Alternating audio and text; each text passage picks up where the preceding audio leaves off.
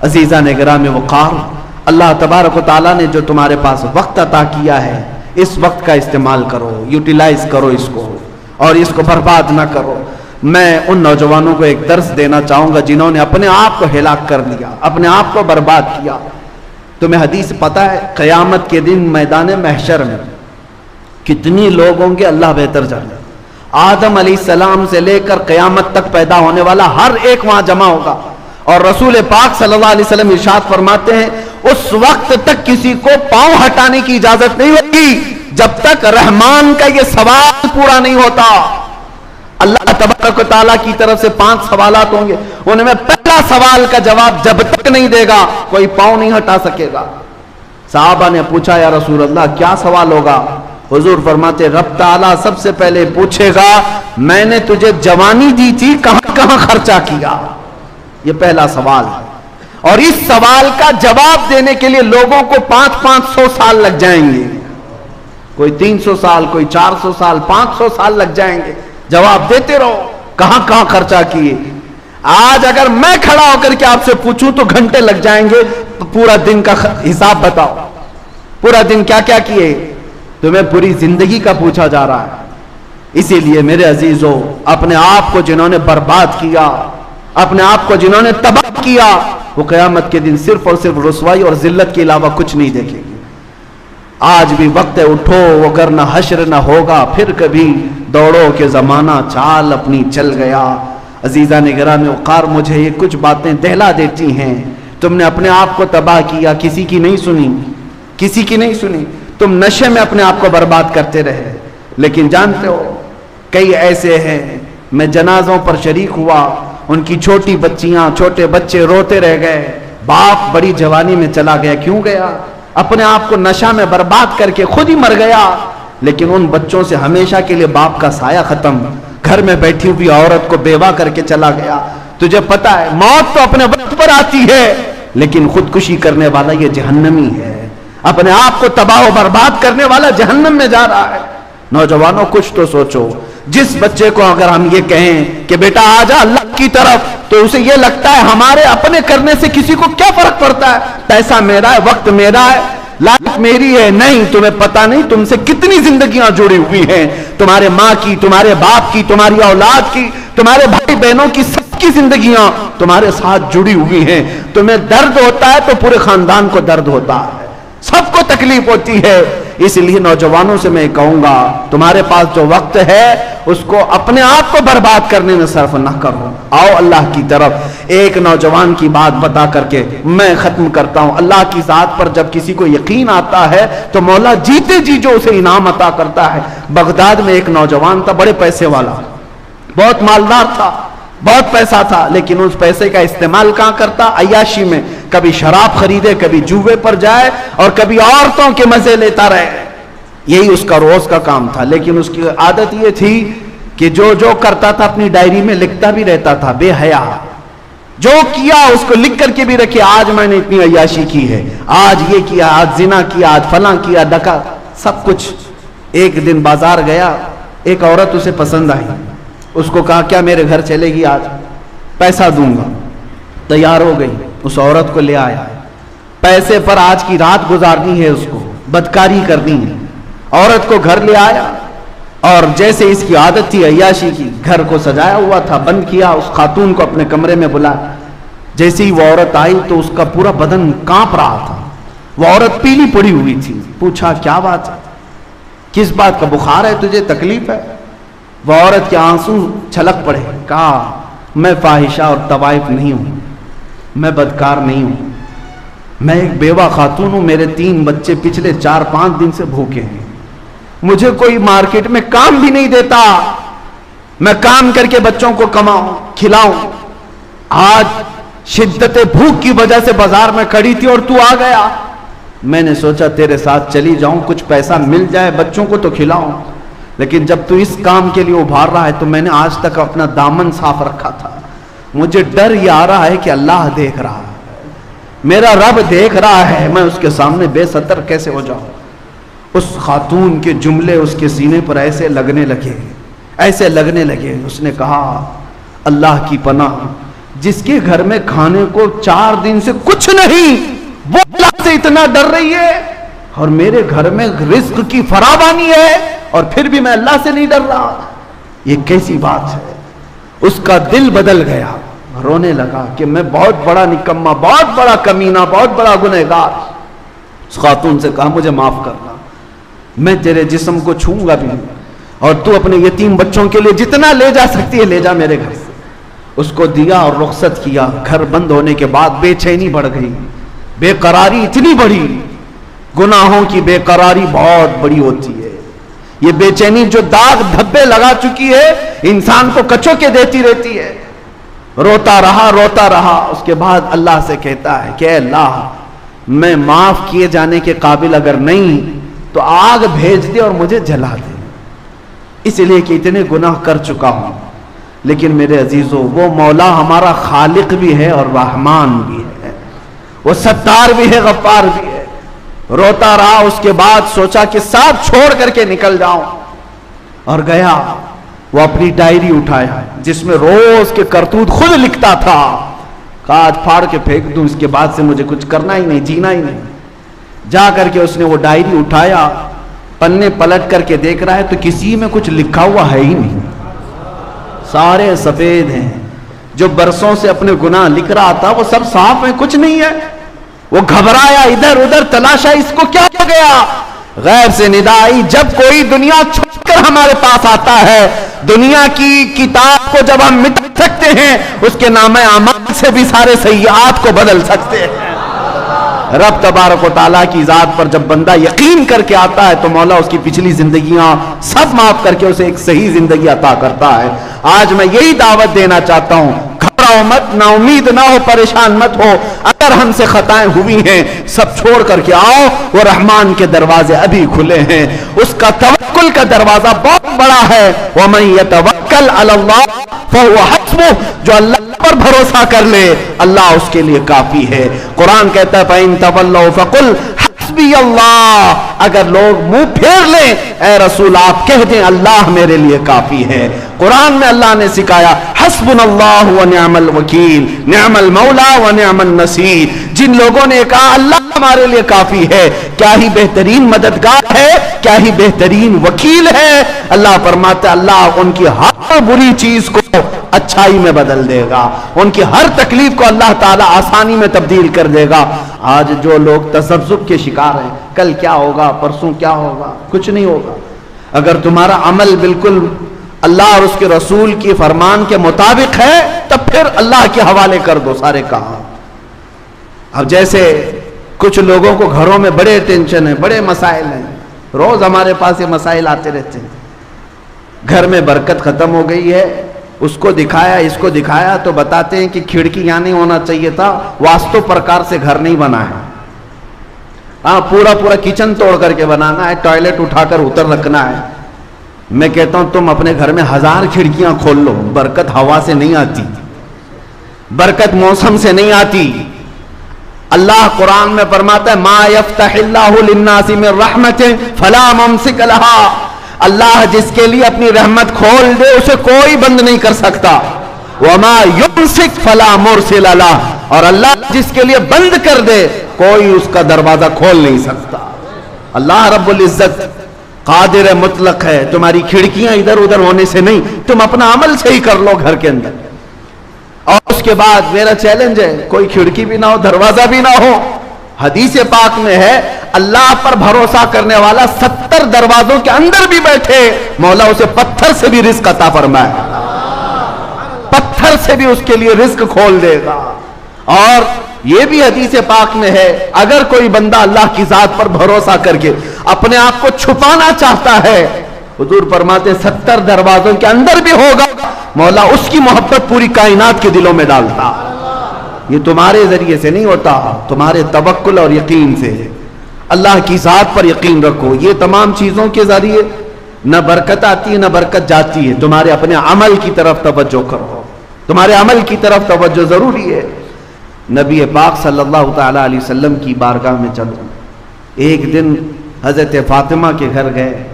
حسنین کریمین چھوٹے تھے، بھوکے تھے، رو رہے تھے. حضرت فاطمہ سے پوچھا کیوں رو رہے ہیں بچے؟ کہا بھوک کی وجہ سے رو رہے ہیں، گھر میں کوئی چیز نہیں ہے، فاقہ ہے۔ نبی پاک صلی اللہ تعالیٰ علیہ وسلم نے فرمایا فاطمہ نہ گھبرا، تیرا باپ اپنے ہاتھ سے محنت کر کے لائے گا اور تیرے بچوں کو کھلائے گا۔ خود رسول پاک صلی اللہ تعالیٰ علیہ وسلم مدینے میں نکلے اور چلتے چلتے نواحِ مدینہ میں، مدینے کے خارج میں ایک باغیچہ تھا، اس میں چلے گئے۔ باغیچے کے مالک سے کہا کیا میں تیرے باغیچے میں مزدوری کروں تو مجھے اس کی کچھ اجرت دے گا؟ باغیچے کے مالک نے منظوری بھری، کہا کہ ٹھیک ہے میں تیار ہوں، مزدوری کر سکتے ہو، دیکھو میرے باغیچے کے درختوں کو پانی سینچنا ہے، پانی پلانا ہے، تم 1 ڈول پانی بھر کر کے ڈالو گے، میں 2 کھجوریں اجرت میں دوں گا۔ کنویں سے کھینچ کر کے 1 ڈول پانی بھرنا اور ایک درخت پر ڈالنا اور اس کی اجرت پر صرف 2 کھجوریں۔ نبی رحمت سید العالمین طٰہٰ و یاسین، ہم غریبوں کے آقا جن کے ہاتھ میں مولا نے سارے خزانوں کی کنجیاں تھیں، انہوں نے 2 کھجوروں کی اجرت پر یہ کام کو قبول کر لیا۔ گئے خود اپنے ہاتھ سے کنویں میں ڈول ڈالتے، پانی بھرتے، کندھوں سے اٹھاتے اور لے جا کر کے درخت کو پانی ڈال کے آتے۔ اس پر 1 ڈھول پر وہ باغیچے کا مالک 2 کھجوریں دیتا تھا۔ 3 ڈول میرے آقا صلی اللہ علیہ وسلم نے ڈالے، 6 کھجوریں لی۔ چوتھا ڈول جیسی ہی کنویں میں ڈالے، رسی ٹوٹ گئی، ڈول گر گیا کنویں کے اندر، رسی الگ ہو گئی۔ اس بات پر وہ باغیچے کا مالک اتنا غصے میں آیا کہ ہاتھ اٹھا کر حضور پاک صلی اللہ علیہ وسلم کو لگا دیا، کہا تمہیں کام کا طریقہ نہیں معلوم؟ اللہ کے حبیب صلی اللہ علیہ وسلم نے اس وقت تک یہ نہیں فرمایا کہ انا حبیب اللہ، میں اللہ کا حبیب ہوں، یہ نہیں فرمایا، بلکہ نبی پاک صلی اللہ تعالیٰ علیہ وسلم عمل کے میدان میں رزق حلال کے لیے رسی کھینچتے رہے اور اس سے کہتے ہاں یہ مجھ سے رسی ٹوٹ گئی، میں کوشش کرتا ہوں بنا کر کے دے دوں۔ کسی طرح سے اس کی رسی بنا کر کے دیا اور 6 کھجوریں لے کر واپس لوٹ آئے، اپنے گھر آئے۔ سیدہ زہرا کے گھر بچے رو رہے تھے، 6 کھجوریں خوشی خوشی لا کر کے کھلایا۔ اس چیز کا کوئی غم نہیں کہ میں مزدوری کر کے آیا، اس چیز کا کوئی غم نہیں کہ باغیچے کے مالک نے ہاتھ اٹھایا، نہیں، میرے گھر میں حلال 6 کھجوریں آئی۔ اور جب حسنین کریمین کو کھلائے، یہ نبی پاک صلی اللہ تعالیٰ علیہ وسلم کا عمل درس امت ہے، امت کے لیے درس ہے۔ اس باغیچے کے مالک کو حضور کے جاتے ہی اندر سے بے چینی اور بے قراری شروع ہوئی کہ اتنا حسین و جمیل نوجوان میرے پاس آیا اور کام کرتے کرتے اس سے اگر رسی ٹوٹ گئی تھی تو میں نے ہاتھ اٹھا دیا، غلط کیا، اور اس بے چینی میں موجود تھا۔ بے چینی میں کوئی صاحب وہاں سے گزر رہے تھے، ان سے روتے ہوئے اس باغیچے کے مالک کو پوچھا کیا بات ہے، بے قراری کس بات کی؟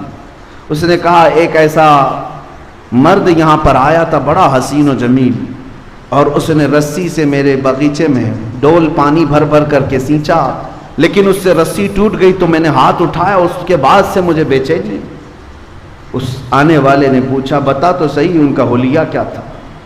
حلیہ بتانے والے جو بتاتے تھے، اللہ اکبر، سنتے ہی ساننے والے ہیں، وہ صحابی رسول تھے، رو پڑے، کہا نادان تجھے پتہ نہیں وہ سید الانبیاء ہیں، وہ رسول خدا تھے جن پر تو نے ہاتھ اٹھایا۔ وہ نہیں جانتا تھا، وہ پہچانتا نہیں تھا۔ اس نے کہا اتنی بڑی شخصیت پر میں نے ہاتھ اٹھایا تو اس ہاتھ کی ضرورت نہیں، تلوار لیا اور اپنے ہاتھ کو مونڈھے سے کاٹ دیا، کہا مجھے اس ہاتھ کی ضرورت نہیں۔ عزیزان گرامی وقار، حضرت شہاب الدین کلیوبی رحمۃ اللہ علیہ نے اس کو لکھا ہے۔ یہ اس لیے میں تمہارے سامنے عرض کر رہا ہوں کہ جو نوجوان اپنے گھر بیٹھ کر کے یہ سوچتے ہیں کہ سب اللہ کی طرف سے آ جائے گا، یا کبھی کاموں کو دیکھ کر کے یہ کہتے ہیں میرے سٹیٹس کے برابر کا کام نہیں ہے، یہ میرے سٹینڈرڈ کا کام نہیں ہے، ان نوجوانوں کے لیے بہت بڑا درس ہے جو پوری کائنات کے آقا و مولا جن کے ہاتھوں میں خزانوں کی کنجیاں ہیں، وہ کسی باغیچے میں مزدوری کر کے 2 کھجوریں لا سکتے ہیں۔ اے نوجوانوں، حلال کام کو کبھی ہلکا مت سمجھنا، آج بھی مدینہ طیبہ میں زیارتوں پر جاؤ تو ایک باغیچہ وہاں آج بھی موجود ہے جس کی زیارت لوگ کرواتے ہیں. وہ ایک یہودی کا باغیچہ تھا جس میں دن بھر مولا علی کرم اللہ وجہہ الکریم مزدوری کیا کرتے تھے, اور پھر وہاں سے بھی 2 درہم یا 3 درہم اس زمانے کے اجرت پر گھر لے کر کے آتے تھے. وہ شیر خدا, فاتح خیبر, اسد اللہ الغالب, اگر مزدوری کر کے باغیچے میں گھر چلاتے ہیں تو آج کے نوجوانوں کو کیا ہے؟ اسی لیے میرے عزیزو, توکل کا مطلب یہ ہے کہ عمل کرو اور اللہ کی ذات پر یقین رکھو, اللہ کی ذات پر یقین رکھو. اور آج ان تمام چیزوں پر تو بھروسہ ہونے لگ گیا, اللہ کی مدد پر کیوں نہیں؟ وہ صحابہ کیوں یقین رکھتے تھے جانتے؟ اس لیے کہ اللہ کی ذات پر انہیں یقین اس لیے تھا کہ اس کے ہر فرمان پر وہ عمل کی کوشش کرتے. انہیں دیکھو, چھوٹی یعنی 50 سال کے شراب کی عادت جن کو تھی, ایک فرمان رسول آیا مدینے میں, سارے لوگوں نے اپنے مٹکے توڑ دیے, اپنے پیالے توڑ دیے, جو منہ تک لگا چکے تھے وہ بھی پھینک دیے. نہیں, اب رسول اللہ کا فرمان آ گیا ہے. جب اس طرح کا عمل ہو, اللہ اس کے رسول کے بعد پھر کچھ نہیں کرنا, پھر دیکھو اللہ کی ذات پر بھروسہ. قرآن کہتا ہے وَمَن يَتَوَكَّلْ عَلَى اللَّهِ فَهُوَ حَسْبُهُ, جو اللہ پر بھروسہ کرے اللہ اس کے لیے کافی ہے, اللہ اس کے لیے کافی ہے. وہ کہاں سے کیسے حفاظت کرتا ہے پھر دیکھنا. صدیق اکبر رضی اللہ تعالیٰ عنہ فرماتے ہیں, غار ثور میں جب نبی پاک صلی اللہ علیہ وسلم کے ساتھ وہ موجود تھے 3 دن تک, کفار مکہ یہاں تک پہنچ گئے تھے. حضرت ابوبکر کہتے ہیں میں آسانی سے ان کی گردنیں دیکھ رہا تھا, وہ سب غار کے قریب آ گئے تھے. اگر وہ اپنے پیروں کو اٹھا دیتے, پنجوں کے بل کھڑے ہو جاتے تو ہم دونوں انہیں نظر آ جاتے, کافروں کو نظر آ جاتے. اتنے قریب تک آ گئے. تب حضرت ابوبکر صدیق کہتے ہیں مجھے گھبراہٹ ہوئی, بے چینی کہ اگر یہ پنجوں کے بل کھڑے ہو کر کے دیکھ لیں غار میں ہم نظر آ جائیں گے. نبی پاک صلی اللہ تعالی علیہ وسلم سے اس وقت انہوں نے کہا تھا اب کیا ہوگا یا رسول اللہ. تب میرے آقا صلی اللہ علیہ وسلم نے جو جملہ فرمایا اس کو قرآن میں بھی ارشاد فرمایا. مولا کہتے ہیں میرے آقا لا تحزن ان اللہ معنا, ابو بکر گھبرا مت, اللہ ہمارے ساتھ ہے. یہ جملہ ایسا ہے جو پوری زندگی گزارنے کے لیے کافی ہے. بے شک اللہ ہمارے ساتھ ہے. حضرت ابو بکر صدیق فرماتے ہیں پوری زندگی بھر اس جملے کی وجہ سے مجھے کبھی کسی طاقت سے خوف نہیں آیا, کبھی کسی طاقت سے خوف نہیں آیا. وہ زمانہ بھی یاد کریں جب آپ خلافت پر فائز تھے, ایک ہی ساتھ 3 محاذ پر لڑ رہے تھے. حضرت اسامہ بن زید کا لشکر بھی روانہ کر رہے ہیں, جو زکوٰۃ کے منکرین تھے ان سے بھی لڑ رہے ہیں, مسیلمہ کذاب جو نبوت کا جھوٹا دعویٰ کیا اس سے بھی لڑ رہے ہیں. ایک ہی موسم میں پورا مدینہ خالی ہے. حضرت عمر آ کر کے کہنے لگے حضرت ابوبکر سے کہ صدیق اکبر ایک ایک کام اسٹیپ بائی اسٹیپ کرتے ہیں یہاں, ورنہ مدینے میں کیا ہو جائے گا. حضرت ابوبکر صدیق رضی اللہ تعالیٰ عنہ فرماتے ہیں اللہ تبارک و تعالیٰ نے جو مجھے طاقت دی ہے میں اپنی عمر کے کم حصے میں ہر کام کو مکمل کرنے کے لیے اس وقت تک اترا رہوں گا چاہے مدینے والوں کے رانوں کی چمڑیاں بھی اتر جائیں. یہ توکل یقین تھا کہ اللہ تبارک و تعالیٰ میری مدد فرمائے گا. حضرت عمر کہتے ہیں اس دن مجھے اندازہ ہو گیا کہ حضرت ابوبکر کے سینے کو اللہ نے کتنا مضبوط کیا. یہی ایمان ہے میرے عزیزو, یہی توکل ہے. آؤ نبی پاک صلی اللہ تعالی علیہ وسلم کے فرامین کو یقین کے ساتھ عمل کر لینا, اس کے بعد پھر زندگی کا لطف بھی کچھ اور ہوتا ہے. آپ نے دیکھا ہوگا میں سورہ بقرہ کی تفسیر برسوں سے کرتا ہے, آپ کو بھی پتا ہے, یہاں پر تفسیر بھی ہوئی. سورہ بقرہ گائے کا نام ہے نا, بقرہ گائے کو کہتے ہیں اور اس سورہ کا نام ہی گائے ہے. واقعہ جو پیش آیا تھا بنی اسرائیل میں, ایک آدمی مالدار آدمی قتل ہو گیا تھا اور قاتل کو ڈھونڈنا تھا, کون مرڈر کیا ہے. حضرت موسیٰ علیہ السلام کے پاس قوم آئی, کہا کہ اس کا قاتل کون ہے معلوم کیجئے. اللہ سے انہوں نے دعا کی تو اللہ نے فرمایا ایک گائے ذبح کرنے کے لیے کہو. کیسی گائے چاہیے تھی؟ ایسی گائے جو کسی نے پالا نہ ہو, ایسی گائے جو دیکھنے میں پیلے رنگ کی ہو, آنکھوں پر بھا جاتی ہو, خوبصورت ہو, نہ کبھی کسی کھیتی میں کام کی ہو, اس طرح کی گائے اللہ نے قرآن میں فرمایا وہ ذبح کریں اور اس کی پونچھ لے کر کے وہ مرے ہوئے آدمی کو ماریں، وہ خود زندہ ہوگا، بتائے گا اسے کون قتل کیا۔ یہ اللہ کا امتحان بھی تھا، ایک آدمی قتل ہوا ہے، اس کو جانچنے کے لیے گائے کا کیا تعلق ہے۔ یہاں پر بھی میرے عزیزو یہ تعلق ڈھونڈنا تمہارے اور ہمارے کاموں میں ہو سکتا ہے، اللہ کے کاموں میں نہیں۔ تم یہ نہ پوچھو کہ اس کام کا اس سے کیا تعلق۔ بہرحال میں واقعہ شارٹ میں بتا رہا ہوں، یہ گائے ان کو کہاں ملنی تھی، ڈھونڈنا تھا۔ اتفاق ایسا اسی زمانے میں ایک نیک آدمی، اس کا ایک چھوٹا بیٹا تھا، بیوی تھی، گھر چھوٹا سا تھا، چھوٹی سی فیملی، لیکن وہ بندہ بڑا پرہیزگار، اچانک بیمار ہوا۔ اس کے گھر میں کوئی چیز نہیں تھی سوائے ایک گائے کے بچیا، ایک گائے کی بچیا تھی، چھوٹی سی تھی۔ اس نے دیکھا کہ بیماری اس کی بڑھتی جا رہی ہے اور مرنے کے قریب آ گیا۔ میری بیوی اور بچے کی دیکھ بھال کون کرے گا؟ ہم تو انویسٹ کر کے چلے جائیں یا نامینیٹ تو کر دیں، بیوی کے نام اتنی جائیداد، بچے کے نام اتنی جائیداد، فلاں بینک میں کچھ رکھ کر کے جائیں۔ لیکن اس اللہ والے نے اس گائے کی بچیا کو اٹھایا اور جنگل میں لے گیا۔ جنگل میں لے جا کر کے چھوڑ کر کے اللہ کو پکارتا ہے، اے اللہ تیرے سے بہتر حفاظت کرنے والا کوئی نہیں، میری موت کے آثار قریب نظر آ رہے ہیں اور میرے گھر میں میرا بچہ چھوٹا ہے، میں یہ گائے کی بچیا تیرے حوالے کر رہا ہوں، جب میرا بیٹا جوان ہو جائے تو اسے یہ لوٹا دینا۔ یہ توکل کا اعلیٰ درجہ ہے۔ جنگل میں لے جا کر چھوڑنے کی کیا ضرورت، میدان میں ہی چھوڑ دیتا، وہ گائے ادھر ادھر چرتی پلتی نہیں، جنگل میں جبکہ بھیڑیا بھی ہیں، شیر بھی، کوئی بھی کھا جاتا۔ یقین کا درجہ یہی تو سمجھ میں آتا ہے کہ اللہ کی ذات پر کیسا بھروسہ تھا۔ چھوڑ کر کے چلا آیا اپنے گھر، اپنی بیوی کو بتایا میں جنگل میں اللہ کے نام پر ایک گائے چھوڑ آیا ہوں، جب میرا بیٹا جوان ہو جائے تو اسے کہنا جا کر کے اللہ سے وہ مانگ لے۔ کیا تعلقات تھے اپنے رب کی ذات سے، کیسے تعلقات تھے۔ ہونا تو یہی چاہیے کہ تم کہیں تھک جاؤ، اس کو سنانے سے بہتر ہے مسجد میں آؤ، سیدھے اپنے اللہ سے باتیں کرو، اللہ کو سناؤ کہ مولا میں تیرا بندہ ہوں، تو میرا خدا ہے، میں جاؤں تو اس کے ہاں کیوں جاؤں، تیرے دربار میں آتا ہوں۔ اس میں جو لذت ہے دل کے اندر وہ کہیں نہیں ملے گی۔ دوسرے کو سناؤ اپنی تکلیف، آج ہو سکتا ہے تسلی دے دے، کل چار کو بتائے گا دیکھا فلاں جو ہے اتنی مصیبت میں، تمہیں تو وہ ہر جگہ بے عزت کرتا رہتا ہے، لیکن مولا کی شان یہ ہے تمہاری چیزوں کو چھپاتا بھی ہے اور نوازتا بھی ہے۔ وہ بچہ جوان ہوا، بیوہ عورت تھک گئی تھی کما کر کے کھلا کر کے، اپنے بیٹے سے کہتی ہے بیٹا دیکھ اب میری بھی عمر ساتھ دینے چھوڑ چکی ہے، تیرے باپ نے ایک گائے کی بچیا جنگل میں چھوڑی تھی، وہ ہو سکتی ہے بڑی ہو گئی ہوگی، گائے بن گئی ہوگی، تو جا اللہ کے نام پر پکار، شاید وہ تجھے گائے مل جائے، اس کو بیچ کر ہم اپنا گھر چلا لیں۔ یہ نوجوان جنگل میں گیا اور پکارنے لگا، یا رحمان، اے اللہ میں فلاں کا بیٹا ہوں، میرے باپ نے تیرے حوالے ایک گائے کی بچیا کی تھی اور تیری حفاظت میں چھوڑ کر گیا تھا، اب میں جوان ہو گیا ہوں، وہ گائے مجھے لوٹا دے۔ جنگل میں وہ پکار رہا تھا، اچانک دیکھا ایک بہت ہی صحت مند گائے اس کے سامنے آنے لگی۔ یہ وہی گائے تھی جو بالکل پیلے رنگ کی تھی، یہ وہی گائے تھی جو نہایت دیکھنے میں خوبصورت تھی اور نہ کسی کی پالی ہوئی تھی نہ کسی کی کھیت میں جوتی ہوئی تھی۔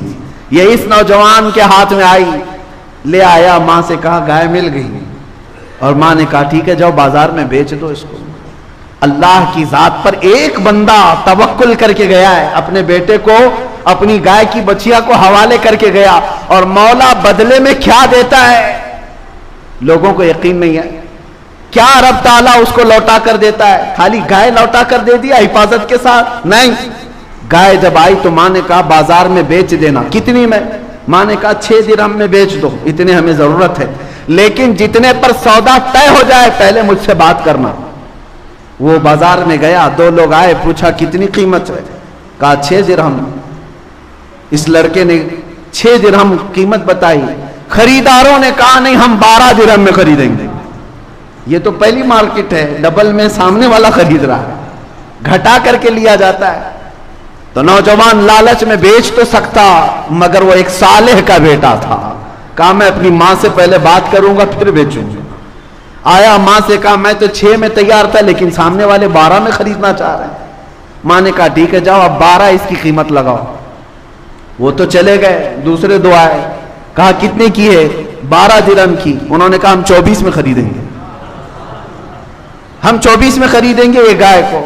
اس نے کہا نہیں، میں اپنی ماں سے بات کر کے آتا ہوں۔ گیا اور ماں سے کہا عجب معاملہ ہے، میں 12 لگا رہا ہوں، وہ 24 مانگ رہے ہیں، 24 پہ لینا چاہ رہے ہیں۔ تو ماں نے کہا بیٹا اب کی بار جا، قیمت مت لگا، جو آئیں گے خریدنے کے لیے ان کا ہاتھ پکڑ لینا اور پوچھنا میرے گائے کی کیا قیمت ہے، تم ہی بتاؤ۔ ماں سمجھ چکی تھی، ماں سمجھ چکی تھی۔ بیٹے نے پوچھا ایسا کیوں؟ ماں نے کہا بیٹا وہ خریدار نہیں ہے، وہ اللہ کے فرشتے ہیں، وہ اللہ کے فرشتے ہیں جو ہماری ہدایت کے لیے آئے ہیں۔ یہ گیا، اب کی بار جا کر کھڑا ہی تھا کہ پھر دو آئے، کہا گائے کتنے کی؟ یہ گیا ان کو پکڑ لیا اور کہا آپ ہی بتاؤ میرے گائے کی قیمت کیا ہے۔ ان لوگوں نے کہا اے نوجوان تیری گائے 6 درہم 12 درہم کی نہیں ہے، انتظار کر، ایک جماعت ابھی یہ گائے ڈھونڈنے کے لیے آئے گی، اسے ضرورت ہے اس گائے کی۔ اور قیمت کیا؟ کہا وہ جماعت جب آئے گی تو قیمت بتانا، اس گائے کی چمڑی اتار کر کے اس میں جتنا سونا چاندی بھر جائے وہ اس گائے کی قیمت۔ نوجوان ہکا بکا رہ گیا، کیا گائے کی یہ قیمت ہو سکتی ہے؟ انہوں نے کہا ہاں ہو سکتی ہے، اللہ جب دلانے پر آئے اس سے بھی زیادہ عطا کرے۔ اللہ کی ذات پر تیرا باپ بھروسہ کر کے گیا تھا نا، اللہ کی ذات پر چھوڑ کر گیا تھا، اور اللہ جب بدلے میں دیتا ہے تو صرف وہ چیز نہیں دیتا بلکہ اس سے کئی درجے گنا بڑھا کر کے عطا فرماتا ہے۔ میرے عزیزو وہ جماعت آئی اور دیکھا گائے ہوں بہو وہی ملی ہے جس کا ان کو حکم تھا۔ انہوں نے پوچھا یہ گائے ہمیں تو چاہیے ہی۔ اس نوجوان نے کہا قیمت معلوم ہے؟ پوچھا کیا ہے؟ کہا اس گائے کو ذبح کر کے اس کی چمڑی بھر کے سونا چاندی۔ وہ سب ہکے بکے رہ گئے، اتنی قیمت؟ کہا اتنی قیمت ہے اس گائے، ان کو لینا ہی تھا۔ اب دیکھیں اللہ تبارک و تعالیٰ کے سارے کام مقدر پر کس طرح ہوتے ہیں۔ وہ جماعت اتنی کیوں فکر مند تھی؟ ان کو کیوں چاہیے تھا کہ وہ قاتل کون ہے پتا چلے؟ ایک آدمی کا مرڈر ہو گیا، مر گیا، اور قاتل کو ڈھونڈنے کے لیے اتنی فکر کیوں؟ وجہ یہ تھی کہ مرا ہوا آدمی اس کا مال تھا، اور مال کے لفڑے آپ کو پتا ہے، یا تو قاتل ہڑپنے والا تھا یا یہ جماعت ہڑپنے والی تھی کہ اس کا پیسہ ہم سب کو مل جائے۔ اب جا کر کے شارحین فرماتے ہیں وہ تیار تو ہو گئے قیمت دینے کے لیے، لیکن فیصلہ کیا کون دے گا یہ پیسہ؟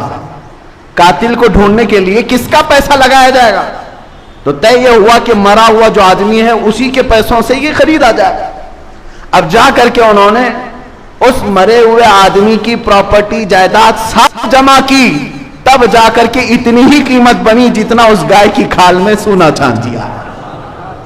لالچ کرنے والوں کو ان کا انجام، یعنی وہ قاتل، یہ انہوں نے قیمت دے دی، گائے خرید لی، ذبح کر کے پونچھ ماری، اور وہ یقیناً زندہ ہوا مرا ہوا آدمی، اور اٹھا اور اس نے کہا میرا چچیرا بھائی مجھے مارا تھا، وہ قاتل ہے۔ وہ بھی گرفتار ہوا، مال بھی گیا، اور وہ خالی ہاتھ رہے۔ لیکن اللہ کی ذات پر ایک صالح بندہ جو توکل کر کے گیا تھا، جنگل میں بچیا چھوڑ گیا تھا، مولا کریم نے بچیا تو اس کو واپس دلائی، لیکن ظالموں کو ان کے کام کے انجام تک پہنچا کر صالحین کے گھر کو اللہ تعالیٰ آباد بھی فرماتا ہے۔ اسی لیے حدیث پاک میں اگر تمہارا باپ اللہ کی ذات پر توکل کرتا ہے تو 7 نسلوں تک اللہ اس کا فائدہ پہنچاتا ہے۔ صالحین اگر گھر میں ہو 7 پشتوں تک اس کا فائدہ ہوتا ہے اللہ کی ذات پر۔ تو ایک صحابی تجارت پر جا رہے تھے، ان کی بیوی حاملہ تھی۔ بیوی نے کہا ابھی اس حالت میں جا رہے ہو، بچے کی ولادت کے دن قریب ہیں، یہ بچہ ہے پیدا ہونے والا ہے، کس کے حوالے کر جا رہے ہو؟ صحابی اس خاتون کے اپنی بیگم کے پیٹ پر ہاتھ رکھتے ہیں اور کہتے ہیں یہ بچہ تو اللہ کے حوالے ہے، توکلت علی اللہ، اللہ کی ذات پر میں نے چھوڑ دیا ہے، گھبرا مت میں جلدی آ جاؤں گا تجارت سے۔ گئے، وہ تجارت پر گئے، اور ادھر بچے کی ولادت ہونے سے پہلے ہی خاتون کا انتقال ہو گیا۔ درد ذہ میں، ولادت کے درد میں وہ برداشت نہ کر سکی، انتقال ہو گیا، لوگ لے گئے قبرستان میں دفن کر کے آ گئے۔ ان کو جب خبر ملی تو وہ جلدی اپنا سامان لپیٹ کر واپس پہنچے، بڑا غم ہوا کہ بیگم نے کہا تھا اس حالت میں چھوڑ کر مت جاؤ، کاش میں ہوتا تو کچھ سہارا تو ہوتا. لیکن بہرحال غم کے عالم میں وہ قبرستان پہنچے اپنی بیوی کی قبر پر. جب وہاں قبر کے پاس پہنچے تو قبر کھلی ہوئی تھی اور ایک بچے کے رونے کی آواز آ رہی. 3 دن گزر چکے ہیں. اب انہوں نے قبر کی مٹی ہٹائی تو دیکھا ایک صحت مند بچہ وہاں پر ہاتھ پیر مار رہا ہے اور چیخ رہا ہے، اور ان کی بیوی کی لاش بھی موجود ہے. انہوں نے بچے کو اٹھایا اور پوچھا یہ بچہ اس قبرستان میں قبر میں کہاں سے؟ غیب سے ندا آئی، اے بندے کیا جانے کے وقت تو نے اس بچے کو ہمارے حوالے نہیں کیا تھا؟ اس کی حفاظت اللہ تعالیٰ نے فرمائی تیرے آنے تک. عزیزان گرامی وقار، اللہ کی ذات پر توکل اور یقین کرنے والے بندوں کو اللہ کبھی تنہا نہیں چھوڑتا، کبھی انہیں ضائع ہونے نہیں دیتا. امتحانات کی گھڑیوں سے گزارتا ہے مگر اللہ ہر گھڑی تمہارے ساتھ ہے. قرآن میں اللہ فرماتا ہے کان حقا علینا نصر المؤمنین، ہم نے اپنے اوپر لازم کر لیا ہے کہ ایمان والوں کی مدد کریں گے، ایمان والوں کی مدد کریں گے. تمہیں کس قدر یہاں پر فراوانی ہے تم نے کبھی اندازہ کیا؟ اس رحمان کے جلوے تم نے دیکھے اس کائنات کے اندر؟ پیدا ہونے سے لے کر موت تک وہ ہماری حفاظت فرما رہا ہے ہر گھڑی. اور اس کے سجدوں میں، اس کی عبادتوں میں جو تم نافرمانی کرتے جا رہے ہو، قیامت کے دن بڑا پچھتاوا ہوگا، بڑا پچھتاوا ہوگا. بلکہ بعض بندوں کا حال یہ ہے قیامت کے دن وہ یہ کہیں گے شاید ہماری زندگی میں کوئی سکھ نہ ملتا، صرف دکھ میں ہی گزار رکھتے، تب بھی مولا اچھا ہوتا کہ تیری یاد میں تو رہتے. آج جو یاد نہیں کیے تھے دنیا میں وہ پچھتا رہے ہوتے ہیں قیامت کے دن. اللہ کو یاد نہیں کیے تھے وہ پچھتا رہے ہوتے ہیں. میرے پاس خالی وقت تھا میں یاد نہیں کیا، میرے پاس ٹائم تھا میں سجدہ نہیں کیا اس کی بارگاہ میں. قیامت کے دن سجدوں والوں کو دیکھ دیکھ کر کے تم رشک کر رہے ہوں گے، اللہ اللہ کرنے والے بندوں کو دیکھ کر تم رشک کر رہے ہوں گے. بلکہ قرآن میں ہے تم پوچھو گے کہ اے اللہ 1 ساعت کے لیے ہمیں لوٹا دے، نورد ونعمل، ہم عمل کر کے آئیں گے. 1 منٹ کے لیے تو ہمیں دنیا میں لوٹا دے، ہم عمل کر کے آئیں گے، تجھے راضی کر کے آئیں گے. رب تعالیٰ فرماتا ہے کہ نہیں، وقت مکمل ہو چکا، تم دارالعمل سے آ چکے ہو. آج تمہارے سامنے میں یہ باتیں صرف تمہیں بیدار کرنے کے لیے کہہ رہا ہوں. اے نوجوانوں، تمہارے پاس اللہ نے طاقت عطا کی ہے، قوت موجود ہے، اور اس کے باوجود اگر اس کے فرامین سے روپوش، اس کے فرامین سے پشت پناہی کرتے ہو اور روح گردانی کر کے بھاگتے ہو تو میں نے دیکھا ہے. ایک کینسر ہاسپٹل میں گیا تھا، کینسر کے مریضوں کو دیکھ کر کے دعا بھی کرتے ہیں اور اللہ کی ذات پر پھر شکر بھی ہوتا ہے کہ مولا حد تک سلامت رکھا ہے. اس بندے کے پیچھے گردن کے پاس کوئی پھوڑی ہے، سر اٹھاؤ تو پیپ بہنے لگ جائے. کئی دنوں سے نہ موت آتی ہے نہ علاج مکمل ہوتا ہے. اس پھوڑی کی بیماری میں بڑی تکلیف ہے. لیکن ایک جملہ مجھے یاد آتا ہے اس آدمی کا، جب عیادت کے لیے گئے تھے تو کہا کہ مولانا اتنی دعا کر دیجئے کہ میرا سر اٹھے اور ایک بار سجدہ کر لے. مجھے سجدہ کرنے کی بھی طاقت نہیں رہ گئی. میرے عزیزو، اس کی خواہش ہے، لیکن میں نے محسوس کیا کہ جن کے سر اللہ نے سلامت رکھے، نہ کوئی پھوڑی نہ کوئی زخم، اور سر اکڑائے ہوئے دنیا میں گھوم رہے ہیں. کل کو اگر تمہیں کوئی چیز ہو جائے ترستے رہ جاؤ گے کہ مجھے سجدہ کرنے کی طاقت بھی نہیں رہ گئی. ترستے رہ جاؤ.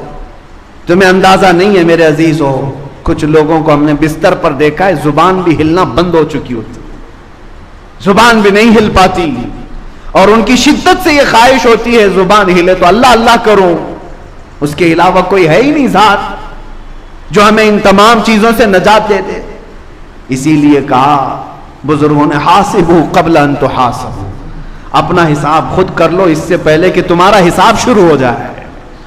تمہارا حساب شروع ہو جائے اس سے پہلے تم عمل میں آ جاؤ. اور بزرگوں نے یہ فرمایا آج پوری زندگی بھر مولا اینی ٹائم راضی ہے، اینی ٹائم کہ تو بندہ آ کر مجھ سے صلح کر لے، بندہ آ کر مجھ سے صلح کر لے. لیکن بندہ اکڑتا ہے، اسے صلح نہیں کرنا ہے. حضرت بہلول دانا کے متعلق یہی تو کہا گیا کہ وہ ایک چوک پر بازار میں بیٹھے ہوئے تھے، خلیفہ کا گزر ہو رہا تھا. پوچھا کیوں بیٹھے ہو بابا؟ کہا بندے مولا سے روٹھے ہوئے ہیں، ان کو راضی کر رہا ہوں، آ جاؤ، اللہ راضی ہے، جلدی آ جاؤ، کوئی میری بات نہیں سنتا۔ ایک دن قبرستان میں بیٹھے ہوئے تھے، خلیفہ نے پوچھا یہاں کیا کر رہے ہو؟ کہا بندے تو مان گئے مگر وہ نہیں مانتا۔ مرنے کے بعد تو ہر کوئی مان رہا ہے، اب رب تبارک و تعالیٰ کو منانے لگا ہوں۔ تمہارے پاس ابھی بہت غنیمت کا وقت موجود ہے، موت سے پہلے بہت غنیمت کا وقت موجود ہے۔ 5 چیزیں میں ذکر کر کے اپنی گفتگو کو سمیٹتا ہوں۔ میرے آقا صلی اللہ علیہ وسلم کی ایک حدیث ہے، اللہ کے حبیب صلی اللہ تعالیٰ علیہ وسلم ارشاد فرماتے ہیں 5 چیزوں کو 5 چیزیں آنے سے پہلے غنیمت جانو۔ کون سی؟ اللہ کے حبیب صلی اللہ علیہ وسلم فرماتے ہیں شبابک قبل حرمک، اپنی جوانی کو غنیمت جانو بڑھاپا آنے سے پہلے۔ جوانی ہے آج، بڑھاپا آنے سے پہلے اس کو غنیمت جانو، عمل کر لو۔ دوسری چیز میرے آقا صلی اللہ علیہ وسلم فرماتے ہیں اپنی صحت کو غنیمت جانو بیمار ہونے سے پہلے، بیماری میں پھر تم کچھ نہیں کر پاؤ گے، صحت کو غنیمت جانو۔ اور تیسری چیز میرے آقا فرماتے ہیں اپنی مالداری، آج کشادگی ہے، اس کو غنیمت جانو محتاج ہونے سے پہلے، فقیر ہو جاؤ گے اس کے بعد کچھ نہیں کر سکو گے۔ چوتھی چیز میرے آقا فرماتے ہیں آج ہو سکتا ہے فراغک قبل شغلک، یعنی تم فارغ الحال ہو۔ آج ان نوجوانوں سے کہتا ہوں ابھی ان کے اوپر کوئی ذمہ داریاں نہیں آئی، تمہارے مشغول ہونے سے پہلے اپنے فارغ وقت کو غنیمت جانو، اس میں بہت کچھ کر سکتے ہو، بعد میں پھر تنگیاں آئیں گی۔ ہم محسوس کرتے ہیں ذمہ داریاں کیسے بڑھتی چلی جاتی ہیں اور اس کے بعد وقت کیسے ختم ہو جاتا ہے۔ نوجوانوں کو احساس نہیں ہوتا ان کے پاس کتنا وقت باقی ہے، نہ بیوی کا نہ بچوں کا، کسی کا نہیں ہے، چھوٹے موٹے کام ہیں، لیکن اس کو یہ انجوائمنٹ میں گزار رہے ہیں، رات بھر گیم کھیلتے ہوئے، رات بھر انٹرنیٹ سرچ کرتے ہوئے تم اپنے فارغ وقت کو برباد کر رہے ہو۔ جب تم مشغول ہو جاؤ گے یہ دن یاد کرو گے وہ دن اچھے تھے، غنیمت جانو۔ 5ویں چیز جو سب سے بڑی ہے، میرے آقا صلی اللہ علیہ وسلم فرماتے ہیں جوانی کو بڑھاپے سے پہلے، صحت مندی کو بیماری سے پہلے، مالداری کو محتاجی سے پہلے، فارغ الحالی کو مشغولی سے پہلے، یہ سب اپنی جگہ پر، لیکن زندگی کو غنیمت جانو موت آنے سے پہلے۔ ہو سکتا ہے بیماری میں کچھ کام کر لے جاؤ گے، بڑھاپے میں کچھ کام، لیکن موت آنے کے بعد تو کچھ نہیں ہو سکتا، سارے اعمال منقطع کر دیے جائیں گے، سب ختم ہو جائے گا۔